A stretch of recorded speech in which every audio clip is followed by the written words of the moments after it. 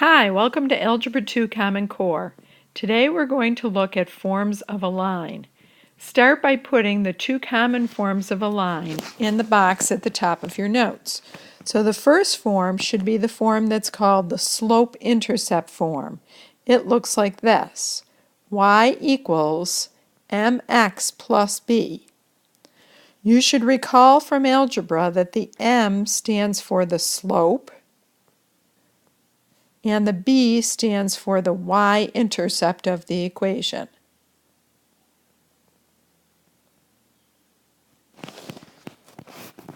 The second form of a line you may not recognize as easily. It's called the point-slope equation of a line. We have to be given a point that has coordinates x1, y1, and we have to be given the slope. We'll always refer to that as the m.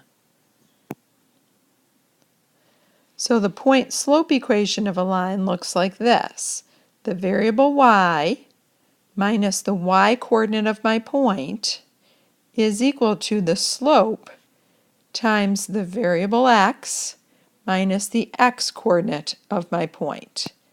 So I refer to the x and y coordinates of the point as x1 and y1. So looking at example number 1, we are given the linear function f of x equals 3x plus 5. So we want to find the y-intercept. Remember that the y-intercept always occurs where the x-coordinate is equal to 0. It's the point where the graph crosses the y-axis. So we are going to find the output at a function value of 0. So we're going to substitute 0 in for x, and 3 times 0 plus 5 gives us an answer of 5. It makes sense that the y-intercept is equal to 5 because in our equation we have this in the form of mx plus b. So the b is my y-intercept, and that matches up with the 5. Now let's recall the average rate of change from our last lesson. You should recall that the average rate of change is the formula f of b minus f of a over b minus a. It's our way of finding for any function how quickly the output values are changing with respect to the change in the input values. We can even abbreviate that AROC,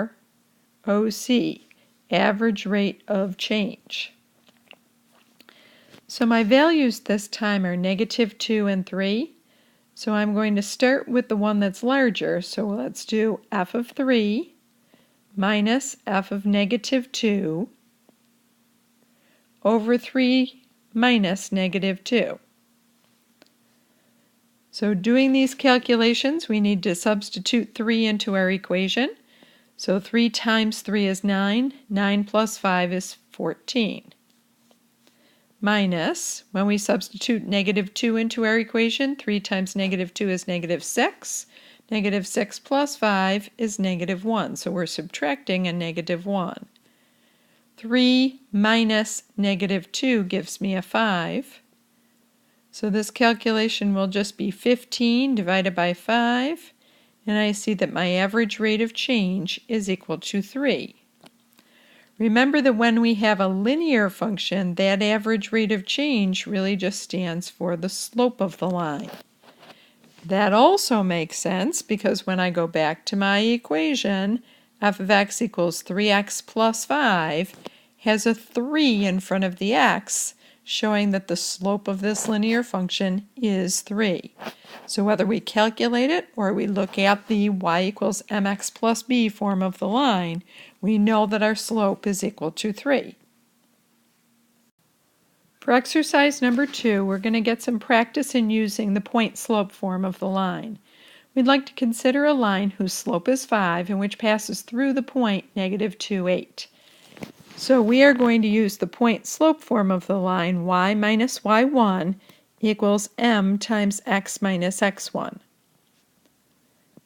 You'll see that the coordinates of our ordered pair, -2, 8, stand for our x1 and y1 for my point. The 5 is going to be my slope, m. Let's substitute these values into our equation. So we've got y minus the y-coordinate of my point, y minus 8, is equal to the slope 5 times x minus the x-coordinate of the point. Now we're going to simplify this equation as y minus 8 is equal to 5 times x plus 2. We can leave the equation in this form because it was asked to be given in point-slope form. For part B, however, we want to convert this same equation over to slope-intercept form.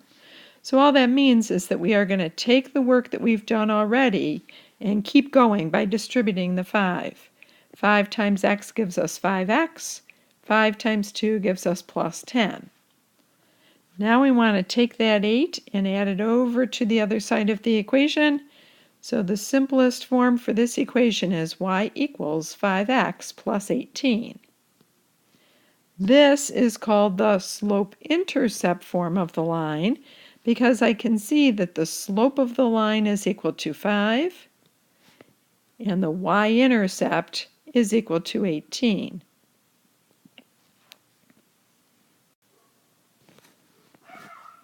Now let's take a look at exercise number 3. The question says, which of the following represents an equation for the line that is parallel to the line y equals 3/2 x minus 7 and which passes through the point 6, negative 8? Do you remember that from geometry, in order to have parallel lines, the slopes must be equal to each other? So that tells me that I need to look at the equation that I'm given and find the slope of this equation. Because this equation is given to me in slope-intercept form, I'm specifically going to look at the coefficient of the x. So I know that for this line, the slope is equal to 3/2. If the slope of this line is 3/2, then I also want to use a slope of 3/2 for the parallel slope. I'm going to write this as m with a little parallel symbol as a subscript. I see that I want to go through the point 6, negative 8, so we're going to use my point slope form. This will be my x1, y1, my ordered pair. So we're going to use y minus y1 equals m times x minus x1. Substituting the values in, I'm going to have y minus negative 8 is equal to the slope 3/2 times x minus 6. The only simplification I need to make is to change my subtract a negative 8 to add 8. So y plus 8 is equal to 3/2 times x minus 6. I look for that choice, and I see that that looks like choice number 3 has the right slope and goes through the correct point, 6, negative 8. Now let's take a look at exercise 4. A line passes through the points 5, negative 2 and 20, 4. We want to first of all calculate the slope of this line. Remember that slope, m, is just equal to change in y over change in x. So I want to do a subtraction of my y-coordinates. I'm going to say 4 minus negative 2 divided by the subtraction of my x-coordinates, 20 minus 5. When I do this calculation on top, I'm getting a 6 in the numerator, and in the denominator, I've got 15. Let's reduce that slope. So in reduced form, we're going to divide the numerator and divide the denominator both by 3. So therefore, we've got 2/5 for our slope. If we want to make the equation for part B in point slope form, we're going to use that slope along with one of the two ordered pairs. It doesn't matter which one we use because both of the points are on the line. So we could write this as y minus, if I choose to use this point, 5, negative 2, y minus the y coordinate, so y minus -2, equals 2/5 times x minus 5. This is giving me y plus 2 is equal to 2/5 times x minus 5. Now we would actually get exactly the same line if we had chosen to use the point 24. The point slope equation of the line will look different, but when we get either of them into slope-intercept form, they would match. So let's try that as well. So in red, I'm going to do the equation in point slope form going through the point 20, 4.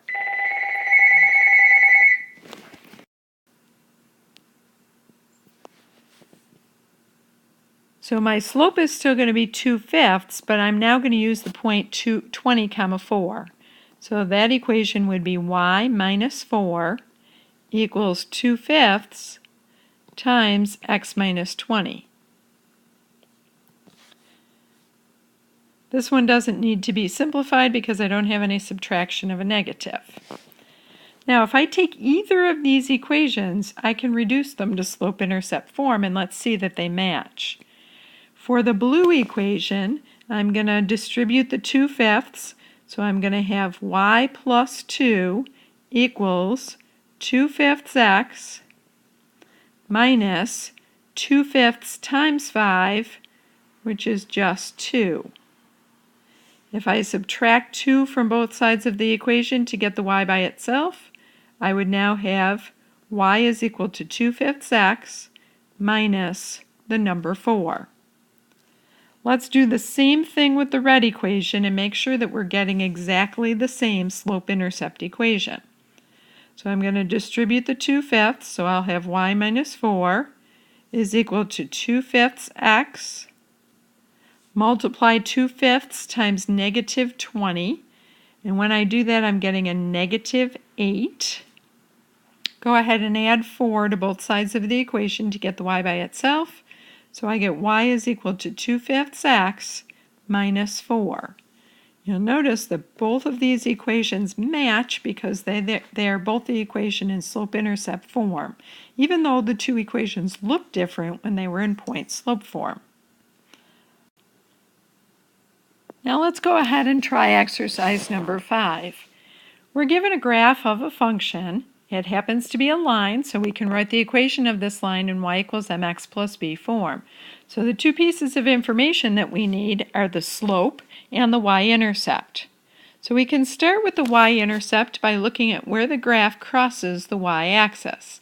We see that the y-intercept for this one, the b value, is equal to +1 because the y-axis is crossed at a positive value of 1. Then we want to count out the slope.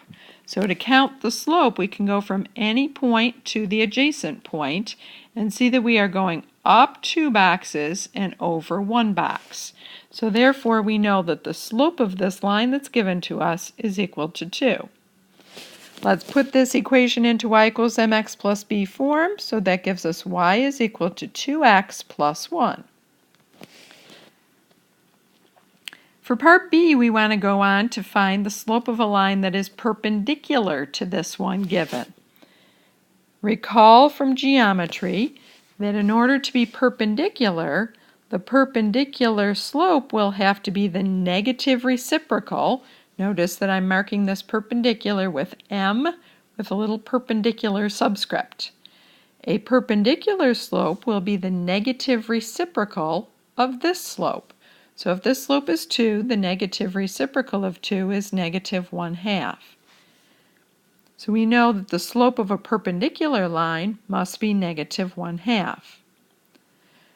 We want to draw a line perpendicular to this one, passing through the point 1, 3. So I'm going to find that point 1, 3.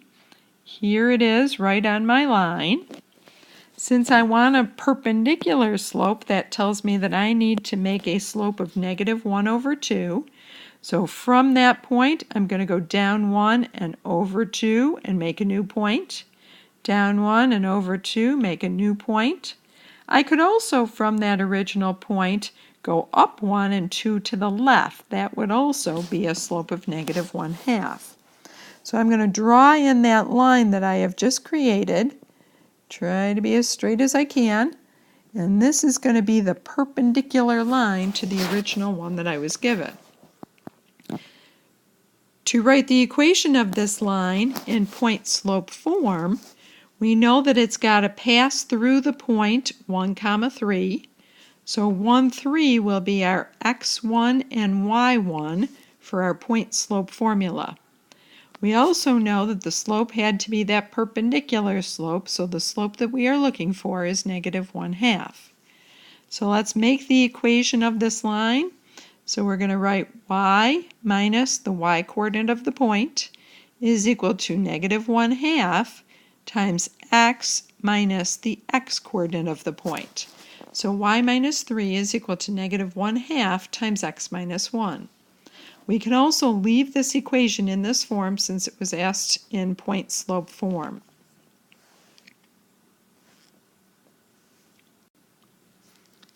So to summarize, we know that in order to make parallel lines, the slopes must be equal to each other.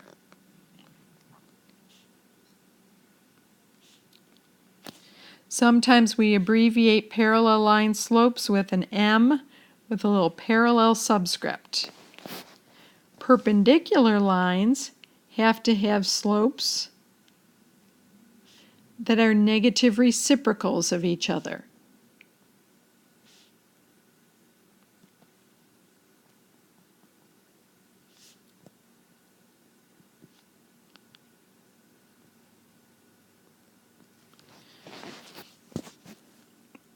In class, we'll have some practice making equations of parallel and perpendicular lines. Have a good night.